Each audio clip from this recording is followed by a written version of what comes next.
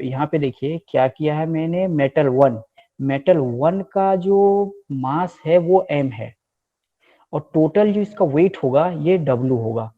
ठीक है, total mass जो है यहाँ पे, टोटल मास जो है मेरा वो W है। V2 का मास, V1 का मास m है, तो V2 का मास W माइनस m होगा। टोटल मास मैंने W कंसीडर किया है कि मैंने माना कि इस ऑब्जेक्ट का टोटल मास जो है मेरा वो W है। W यानी टोटल मास में अगर मैं इस पार्ट के मास को सब्ट्रैक्ट कर दूं तो क्या मेरा V2 का मास निकल जाएगा?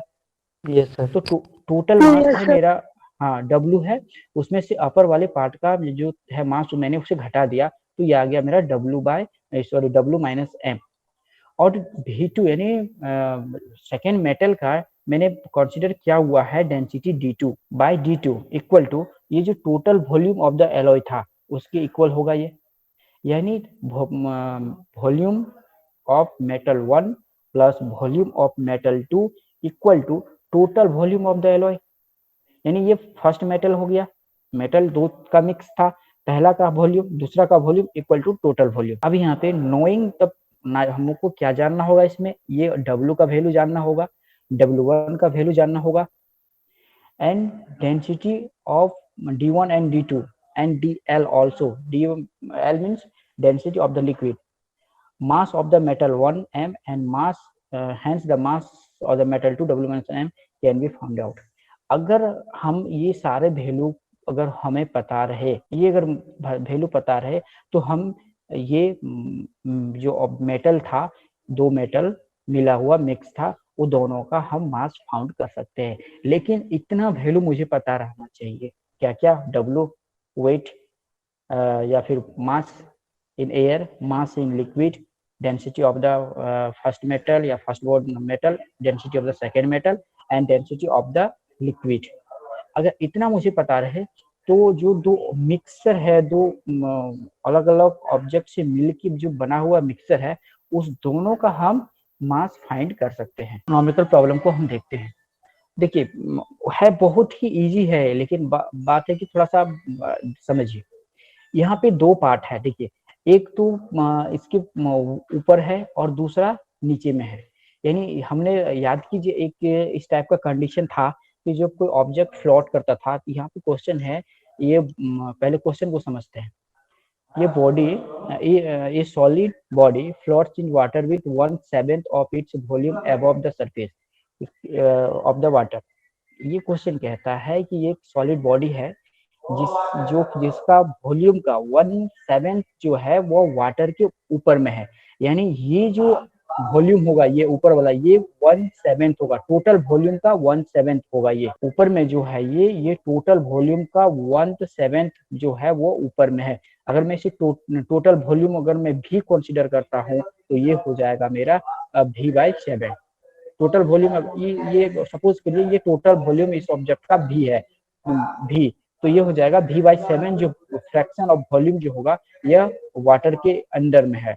और हम लोग जो पानी के नीचे था उसको याद कीजिए, हम लोग स्मॉल भी कंसीडर किए थे, तो स्मॉल भी, और ये टोटल वॉल्यूम हो गया मेरा भी, और फ्रैक्शन जो वाटर के ऊपर में है वो V/7। अब क्वेश्चन कहता है what fraction of its volume will be projected if floats in liquid of density 1250 kg metre cube. अब देखिए हम लोग जानते हैं वाटर का डेंसिटी क्या होता है, 1000 केजी मीटर क्यूब होता है। जब यहाँ पे वाटर में था तो 1/7 जो वॉल्यूम था वो पानी के ऊपर में था, तो जब इसका डेंसिटी 1250 हो जाएगा तो वॉल्यूम कितना फ्रैक्शन वॉल्यूम पानी के ऊपर दिखेगा। क्वेश्चन समझ में आया? क्वेश्चन समझ में आ गया? तब जो है वह पानी के ऊपर टोटल वॉल्यूम का 1/7 जो रहता है वह ऊपर में दिखता है। इतना जो रहता है अबव द सरफेस, मैंने पानी के ऊपर है, टोटल वॉल्यूम का 1/17, यानी टोटल वॉल्यूम का 1/7 पानी के ऊपर में है।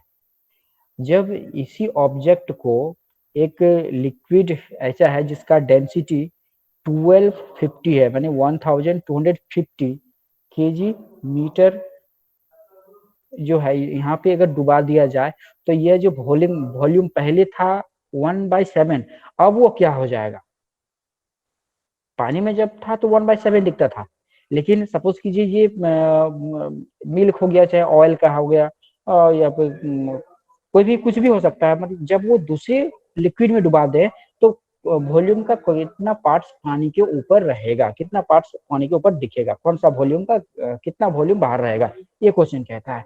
अब इसका सॉल्यूशन करना है। सॉल्यूशन करने के लिए हमें सबसे पहले एज्यूम क्या करना होगा, ये जो टोटल, सपोज कीजिए ये ऑब्जेक्ट है, ये पानी में डूबा हुआ है, पहले पानी में डूबा हुआ है, तो जो डूबा हुआ भाग का जो वॉल्यूम मानेंगे उसको स्मॉल भी, और ये जो टोटल वॉल्यूम है, टोटल वॉल्यूम को हम मानेंगे कैपिटल भी। अब क्वेश्चन कहता है कि जब वह पानी में है तो टोटल वॉल्यूम का 1/7 पानी में डूबा हुआ, पानी के ऊपर में है, तो यानी टोटल वॉल्यूम कितना है, v इंटू 1/7, तो क्या होगा, यानी v/7 जो वॉल्यूम है वो पानी के। अब दूसरा कंडीशन में हम आएंगे कि जब वह उसका डेंसिटी, लिक्विड का डेंसिटी बढ़ जाए तो कितना भाग ऊपर में रहेगा। इसके लिए सबसे पहले मुझे फाइंड करना होगा जो ऑब्जेक्ट है उसका डेंसिटी क्या है। जो ऑब्जेक्ट बॉडी है उसका अगर मुझे डेंसिटी पता चल जाए तो हम उसको इजीली फाइंड कर सकते हैं। तो चलिए हम लोग सॉल्यूशन शुरू करते हैं इसका। अब जो कंडीशन होता है कि फ्लोटिंग बॉडी का, वो क्या होता है, याद कीजिए, v d b into g equal to, यहाँ पे था स्मॉल भी ये था यहाँ पे density of the liquid into acceleration due to gravity. अच्छा, एक चीज आप मेरे साथ आइए। अब मैं स्मॉल भी के जगह पे मैं करता हूँ टोटल वॉल्यूम भी माइनस जो ऊपर में है, जो पानी के ऊपर में है, यानी v/7, ये कर सकता हूँ। तो मैं स्मॉल भी के प्लेस में, हम जानते हैं कि ये टोटल वॉल्यूम भी है और नीचे वाला है स्मॉल भी मेरा है, और ये अपर पार्ट मैंने बताया था वो वहां पे वो v/7 है। तो अब अगर ये ऊपर वाला भाग है मेरा v/7, तो टोटल में अगर मैं इसको, टोटल में अगर ये है भी, टोटल में से अगर मैं इसको घटा दूं, इतने सारे इसको हटा दूं, तो मेरा नीचे भी बचेगा। तो हम इसीलिए मैंने वहां पे लिखा है स्मॉल भी इक्वल टू टोटल वॉल्यूम भी माइनस जो वॉल्यूम ऊपर में है v/7। ठीक है, अब समझ में आया? Yes sir. आया, गुड। हाँ, अब मैं क्या करूंगा, नेक्स्ट जो इसके बाद मैं इसको इरेज कर लेता हूँ।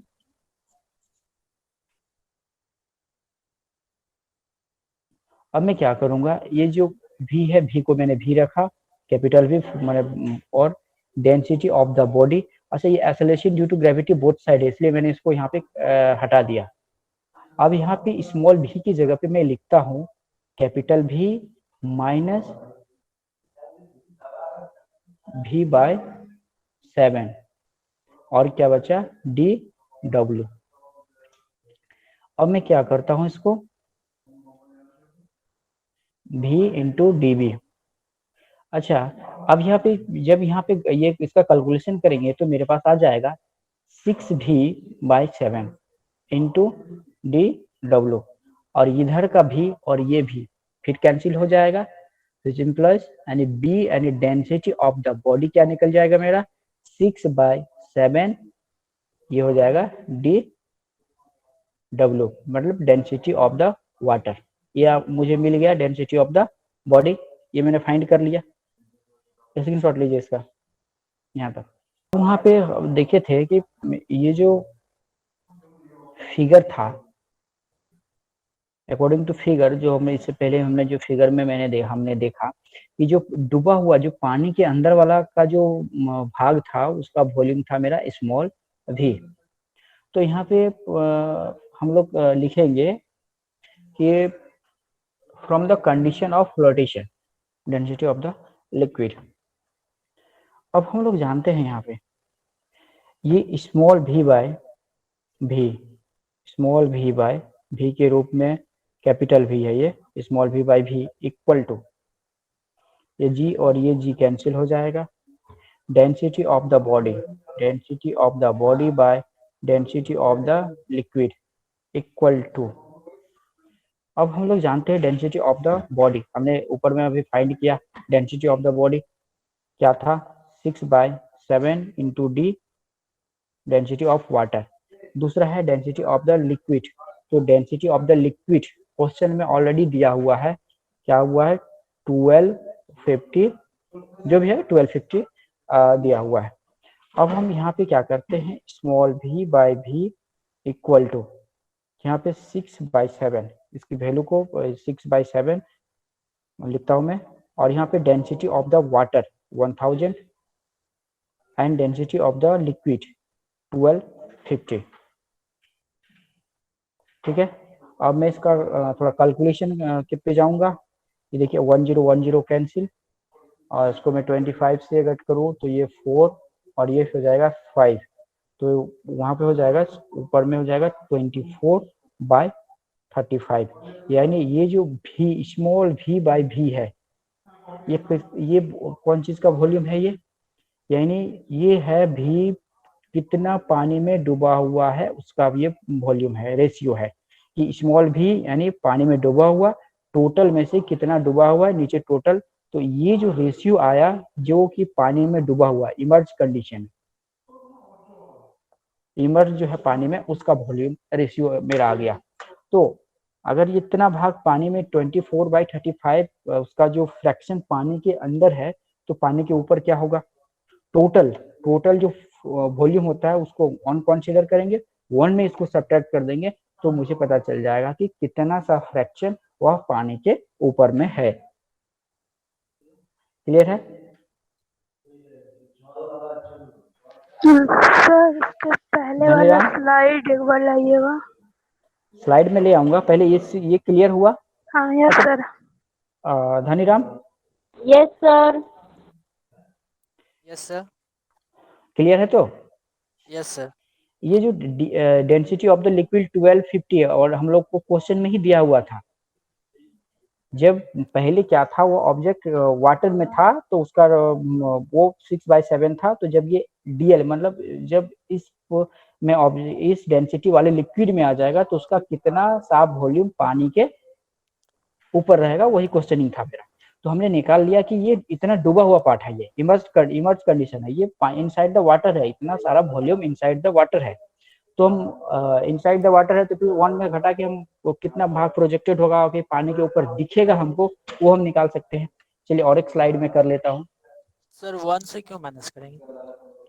क्योंकि टोटल वॉल्यूम को हम लोग ऑलरेडी वन कंसीडर करते हैं, टोटल पढ़े होंगे। हम यहाँ पे क्या किए, इसको डार्क किए। हमको लिखना है कि डार्क का फ्रैक्शन लिखना है। हम लोग क्या लिखते थे,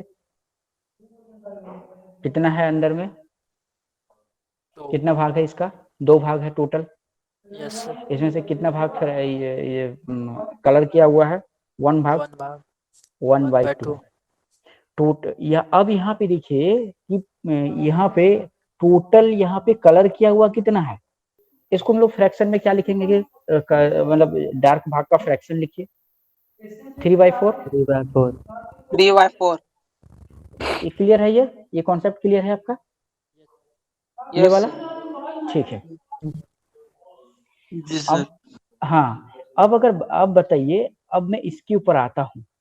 अगर इसका हाफ यानी हाफ अगर इसका क्या बोलते हैं किया हुआ है, डार्क किया हुआ है, तो कितना खाली होगा। तो पहले तो अगर ये देखिए, पहले ये कितना भाग था, ये 1 था, मैंने इसको 2 बना दिया, फिर मैंने इसको 4 बना दिया, था तो 1। यानी जब भी हम टोटल लेंगे कंसीडर करेंगे फ्रैक्शन में, तो 1 जो होगा वह मेरा मैक्सिमम होगा, यानी ऑलवेज हमको ये ध्यान रखना है। हम कोई भी फ्रैक्शन बना सकते हैं इसका, और भी कीजिए, और भी छोटा कीजिए, लेकिन पहले तो 1 था, 1 के बाद मैंने इसे 12 कर दिया, मैंने 1 2 3 4 5 6 7 8 भाग में डिवाइड कर दिया, यानी 1 को मैंने 8 भाग में डिवाइड कर दिया, था 1 ही, मैंने उसको 8 बार में डिवाइड कर दिया। अब मैंने इसे कितने भाग में डिवाइड किया, 1 था, 4 भाग में डिवाइड कर दिया। ऐसे ही नहीं करूंगा, मैं लिखूंगा इसका फ्रैक्शन। समझ में आया? तो यस सर। Fraction okay. चलिए फिर मैं उसको हम लोग सवाल को बाय प्रोसेस कैसे बनाएंगे उसको हम लोग आगे देखते हैं। 1 minus 24/25 that means sir 35 35 that means 11/35 of the volume of the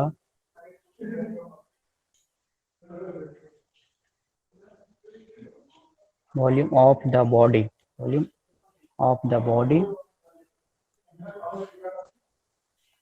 will projected above the liquid। ठीक है।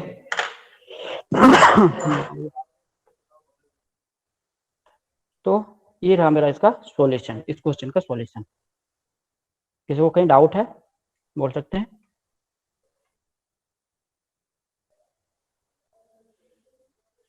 चलिए मैं स्टार्टिंग से इसका सॉल्यूशन को स्टार्टिंग से ले आता हूँ, आप लोग एक बार देख लीजिए और स्क्रीनशॉट पे ले लीजिए। चलिए पहला स्लाइड मेरा ये रहा, स्क्रीनशॉट लिए, अगर कोई नहीं लिया तो स्क्रीनशॉट ले लीजिए। सेकंड रहा ये मेरा, इसका भी स्क्रीनशॉट ले लीजिए। ये थर्ड,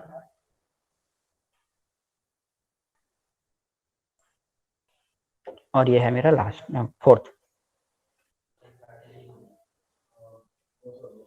चलिए अब नेक्स्ट क्वेश्चन पे आते हैं।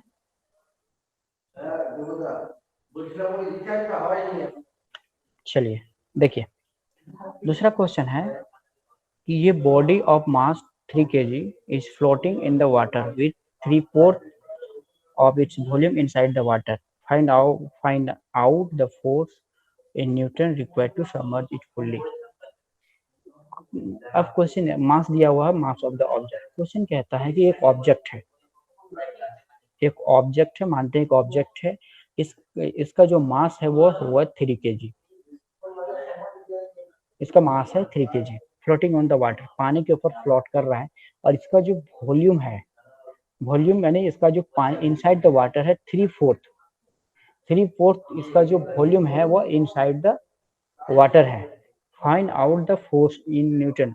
अब क्वेश्चन कहता है कितना फोर्स लगाना होगा कि यह बॉडी जो है पूरा का पूरा पानी में डूब जाए, तो वो फोर्स मुझे फाइंड करना है। क्वेश्चन समझ में आया?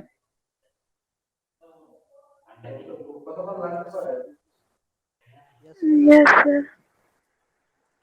तो सबसे पहले मुझे ये निकालना होगा इसमें कि कितना भाग पानी के ऊपर में है इसका, तब तो हम फिर निकालेंगे कि बॉयनेट फोर्स कितना होगा उस ऑब्जेक्ट को जब हम पानी में डुबाएंगे तो कितना सारा लिक्विड डिस्प्लेस करेगा, तो उस लिक्विड के वेट के बराबर ही मेरा जो होगा फोर्स होगा वो लगेगा। तो सबसे पहले मुझे क्या निकालना होगा, इसका वॉल्यूम। कौन सा पार्ट?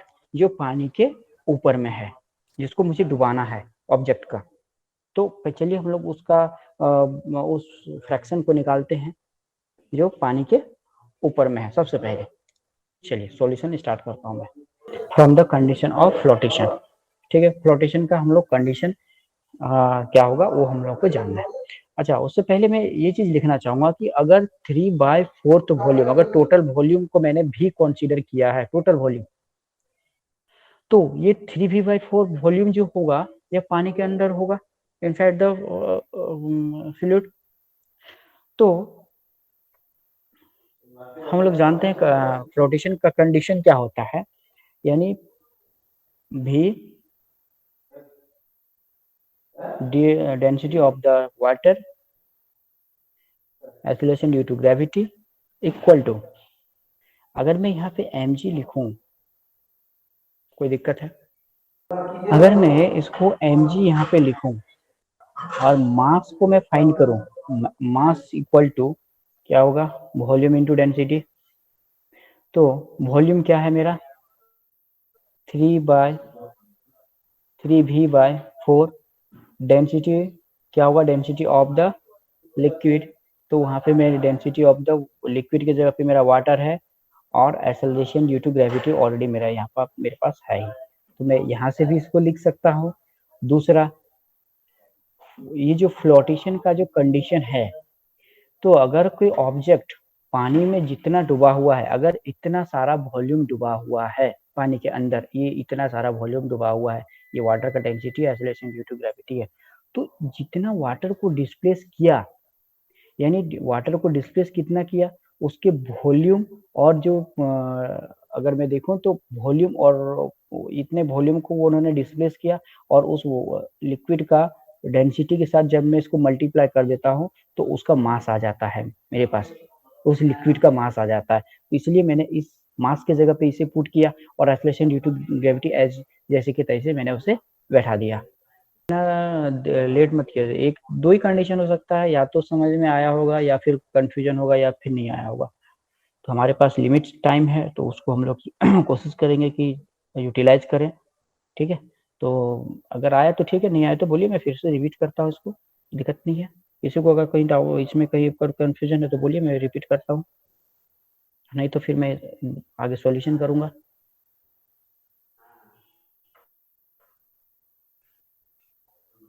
चलिए, अब मैं ये जो भी इक्वल टू इक्वेशन को मैं सजाऊंगा, क्योंकि मुझे वॉल्यूम फाइंड करना है। तो जब मैं भी के फॉर्म में मैं इसे सजाता हूँ तो क्या आ जाएगा, ये नीचे वाला पार्ट इसके साथ मल्टीप्लाई हो जाएगा, यानी एम, यानी 4mg। अच्छा, ये g बोथ साइड है तो कैंसिल हो जाएगा। अगर ये g बोथ साइड है तो हम उसे कैंसिल कर सकते हैं, लिखने का मुझे जरूरत नहीं पड़ेगा।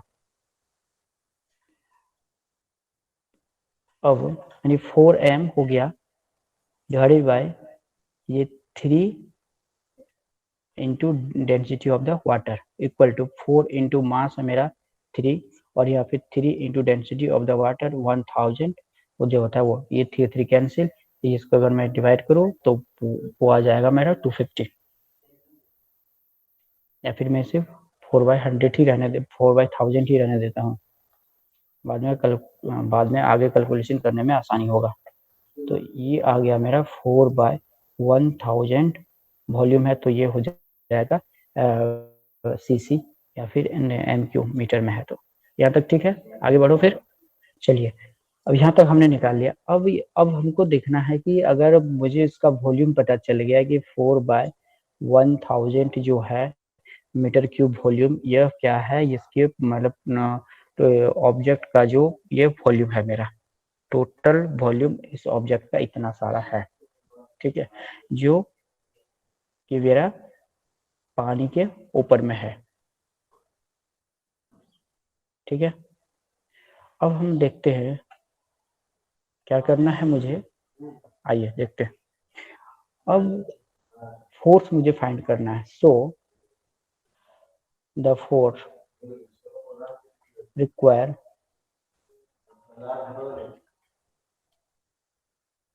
टू सबमर्ज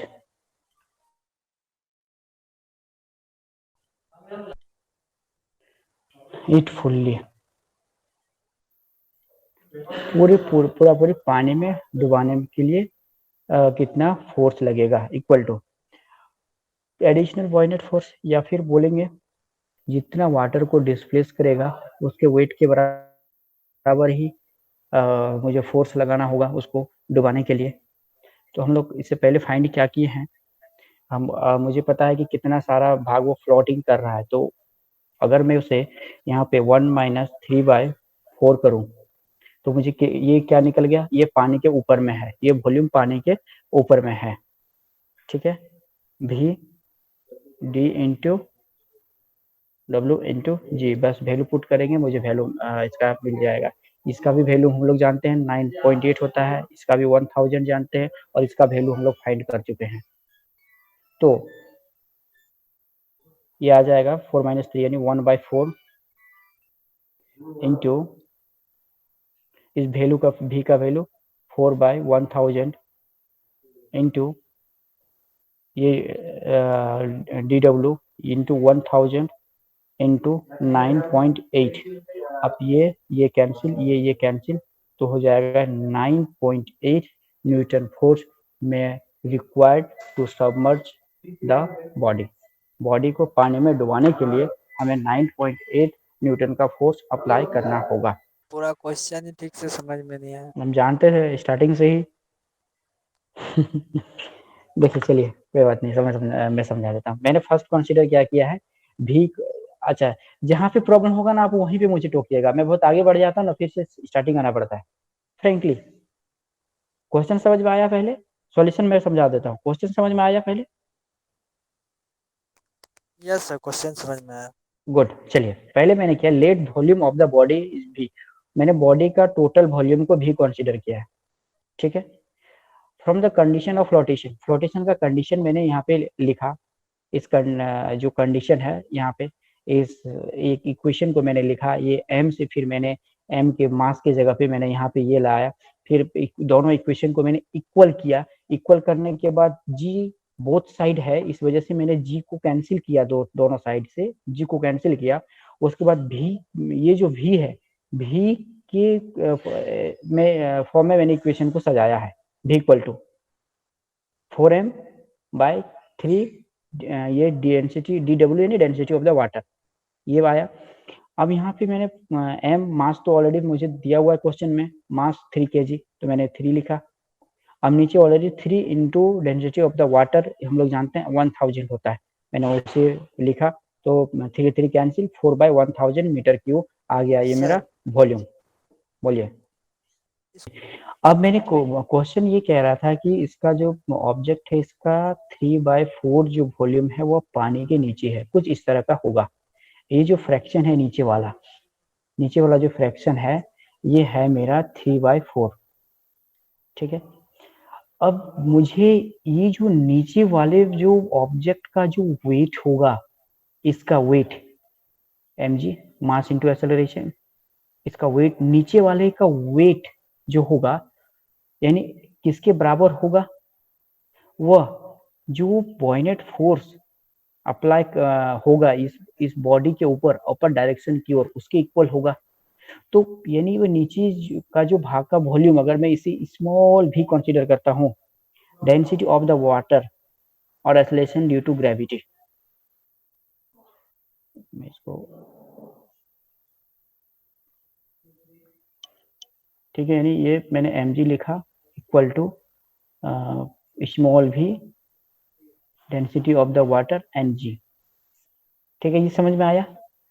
ये नीचे वाले भाग का मैं वेट के बारे में बात कर रहा हूँ, ये इस जगह का, मैं टोटल के बारे में बात नहीं कर रहा हूँ, ठीक है। रंजीराम देख रहे हैं? यस हाँ सर, देख रहे हैं। तो अब इसका वेट के इसका वेट कितना होगा, ये जानने के लिए मुझे क्या देखना होगा कि इसके ऊपर जो बॉयनेट फोर्स अप्लाई होगा वो किसके बराबर होगा। श्योर इसके बराबर होगा, अदरवाइज वो यहाँ पे फ्लोटेशन करता ही नहीं।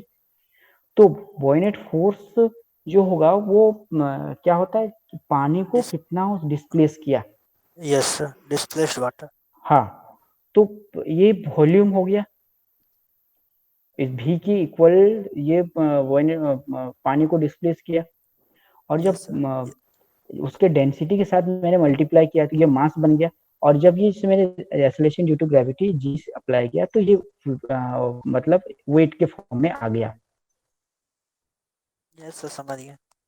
ठीक है, यही चीज करके मैंने पूरे कैलकुलेशन को किया। फिर ये जब दो बोथ साइड जब जी है, जी कैंसिल हो गया है, फिर मैंने यहाँ पे भी मैंने total volume of the body जब मुझे पता चल गया, इसमें से क्वेश्चन में दे दिया है कि 3/4 जो है वो पानी के नीचे में है, तो अपर में कितना होगा, 1 - 3/4 कर देंगे तो जो ऊपर में होगा वो निकल आएगा, मतलब 1/4 जो है यह ऊपर में है, पानी के ऊपर में है। तो अब 1/4 जो आया, 1/4 ये v का जो वैल्यू आया है मेरा, v का वैल्यू जो मैंने पुट किया है वो 4/100 जो इससे पहले मैंने निकाला था। Density of the liquid water is 1000 and g 9.8, ये सारी चीज कैंसिल हो गया, तो 9.8 न्यूटन जो है फोर्स लगेगा मुझे इसको सबमर्ज करने के लिए, डुबाने के लिए। ठीक है, अब यहाँ पे देखिए मैंने यहाँ पे ये नहीं लिखा है वेट लिखा है मैंने, volume of the displace water नहीं लिखा है, मैंने लिखा है यहाँ पे wait of the displace water, यानी उसका वेट फाइंड करने के लिए मुझे ये जी के साथ मल्टीप्लाई करना होगा, मास करने के लिए मुझे उसके डेंसिटी के साथ मल्टीप्लाई करना होगा वॉल्यूम में। ठीक है, तो ये रिजल्ट आया मेरा 9.8 newton is the answer. Clear है? Yes sir. चलिए इसका स्क्रीनशॉट ले लीजिए।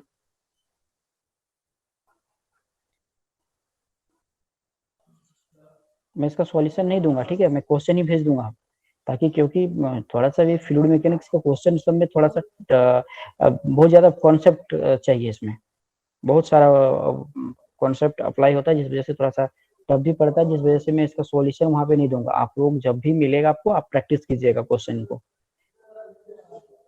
चलिए मैं इसको थोड़ा सा क्लियर कर देता हूँ।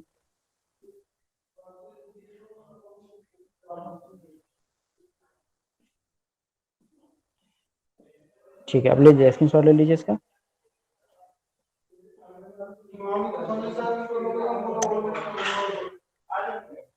ओके, नेक्स्ट क्वेश्चन है मेरा। नेक्स्ट क्वेश्चन है मेरा, देखिए आप लोगों के सामने है, a body of specific gravity 0.6 is taken under the water and then released. Find the initial acceleration with magnitude and direction. हमने एक क्वेश्चन देखा था कि कोई ऑब्जेक्ट जब पानी में छोड़ते हैं तो वह नीचे डूब जाता है, तो वही कह रहा है कि जब हम उसको पानी में रिलीज करते हैं तो एक्सेलरेशन किधर होगा, क्या वो पानी में छोड़ते हैं तो क्या वो ऊपर आएगा कि नीचे जाएगा, तो उसका एक्सेलरेशन फाइंड करना होगा। उसका डायरेक्शन नीचे जाएगा तो डाउनवर्ड एक्सेलरेशन होगा, ऊपर जाएगा तो अपवर्ड डायरेक्शन होगा। तो सबसे पहले यहाँ पे क्या दिया हुआ है, स्पेसिफिक ग्रेविटी दिया हुआ है। तो याद कीजिए हमने पढ़ा था स्पेसिफिक ग्रेविटी के साथ एक रिलेशन था और डिग्री सेंटीग्रेड। क्या ये इस चीज को हमने पढ़ा है? याद कीजिए, यस सर। जब ये यस सर, स्टार्टिंग था पहला क्लास में हमने इस रिलेशन को देखा था। अब ये रिलेशन हमने यहाँ पे यूज करके हम इसका सॉल्यूशन करेंगे।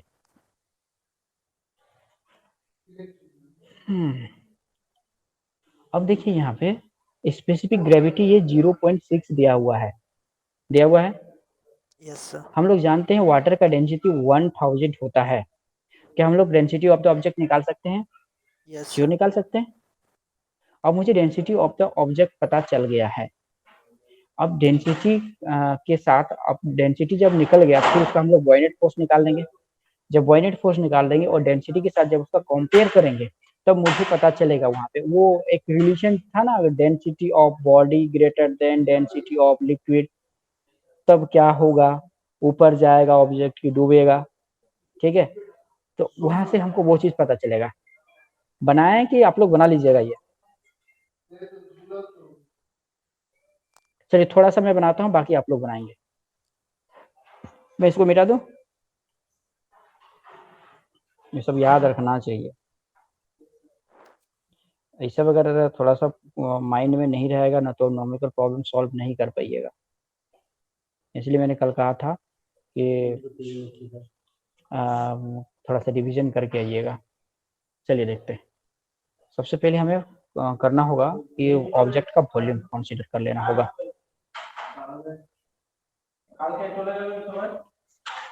आप लोग का टाइम हो गया है, लेकिन मैं 5 मिनट टाइम दीजिए, ठीक है, 5 मिनट बने रहिए। ये सवाल कंप्लीट करके फिर नेक्स्ट क्वेश्चन में फ्लूइड मैकेनिक्स का अलग अगला टॉपिक में घुस जाऊंगा। चलिए हम शुरू करते हैं। Let the volume of the body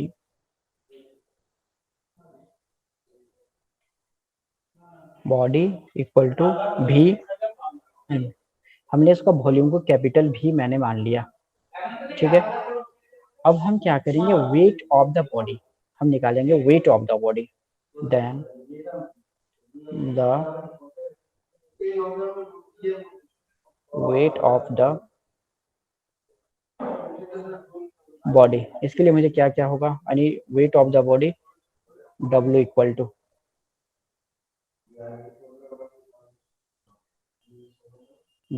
equal to volume density of the body and acceleration due to gravity. इसमें से हमें वॉल्यूम भी पता है, जी पता है, डेंसिटी ऑफ द पता नहीं है, तो डेंसिटी ऑफ द बॉडी हम लोग निकाल देंगे स्पेसिफिक ग्रेविटी के रिलेशन से। तो 0.6 into density equal to density of the body by 1000, यानी हो जाएगा density of the body equal to 0.6 okay KG per meter cube हो जाएगा, केजी पर मीटर क्यूब। तो हम यहाँ पे अगला अगला लाइन में हम यहाँ पे लिख लेंगे 0.6 इंटू 10⁻³ केजी, ये निकल रहा है मेरा क्या, density of the body KG per meter cube. ठीक है, अब हम इसका लिख 0.6 हो गया डेंसिटी ऑफ द बॉडी। अब ये हम लिख सकते हैं इसको, ये वाला वैल्यू, चलिए लिख ही देते हैं, एक साथ ही लिख देते हैं। पे 10⁻³ और 10⁻³ सर।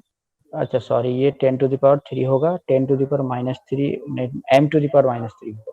ओके इनटू, अब यहाँ पे भी को मैंने भी कंसीडर है तो भी को मैं बाद में लिखूंगा जी 9.8। ठीक है, 9.8 न्यूटन होता है, तो यहाँ पे न्यूटन के साथ साथ में यानी वॉल्यूम भी लिखता हूँ और न्यूटन भी लिखता हूँ, दो चीज को मैंने लिखता हूँ। तो ये मेरा निकल गया वेट ऑफ द बॉडी, यानी ये मेरा निकल गया वेट ऑफ द बॉडी, यानी ये भी buoyant force on the body. Buoyant force क्या होगा, volume, density of the liquid या फिर डेंसिटी ऑफ द वाटर या लिक्विड जो भी ले, and acceleration due to gravity. अब भी तो हमको भी ही रखना है। अब डेंसिटी ऑफ द लिक्विड कितना होगा, तो यहाँ पे मैं लिखता हूँ density of the liquid 10⁻³ into 9.8 भी, एंड ये भी हो जाएगा मेरा बॉयनेट फोर्स है तो ये भी न्यूटन में ही आएगा, ये न्यूटन आ जाएगा। अब यहाँ पे ये देखना है कि दोनों का डेंसिटी में डेंसिटी ऑफ द बॉडी जो आया मेरा और density of the liquid, density of the body and density of the liquid, दोनों में किसका डेंसिटी ज्यादा है। देखिए पिछला रिलेशन में यहाँ पे मेरा आया था density of the body, DV का जो आया था मेरा, डेंसिटी ऑफ द बॉडी आया था 0.6 इंटू 10⁻³ यूनिट के ऊपर मैं नहीं जा रहा हूँ। और density of the liquid, density of the liquid क्या है मेरा 10⁻³। अब बताइए दोनों में से हु इज ग्रेटर, बड़ा कौन है, 0.6 इंटू 10⁻³ या फिर 10⁻³ कौन बड़ा है, कोई बता सकते हैं, who is greater. Density of the body sir. Density of the body, नहीं ये रॉन्ग हो गया, डेंसिटी ऑफ द लिक्विड जो है वो बड़ा है यहाँ पे।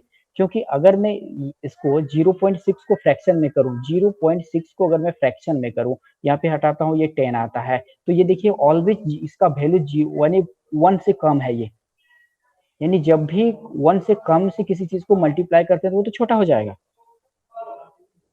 अगर मैं यहाँ पे 5 है, 5 को 1/2 से मल्टीप्लाई करता हूँ और एक है 5, तो ये छोटा हो जाएगा ना, क्योंकि मल्टीप्लाई तो हो रहा है, लेकिन मल्टीप्लाई किससे हो रहा है, 0.5 से हो रहा है, छोटा से हो रहा है। तो यहाँ पे डेंसिटी ऑफ द लिक्विड ज्यादा बड़ा है। अगर डेंसिटी ऑफ द लिक्विड ज्यादा है, इसका मतलब क्या है, मेरा बॉयनेट फोर्स ज्यादा होगा, किससे, वेट फोर्स से।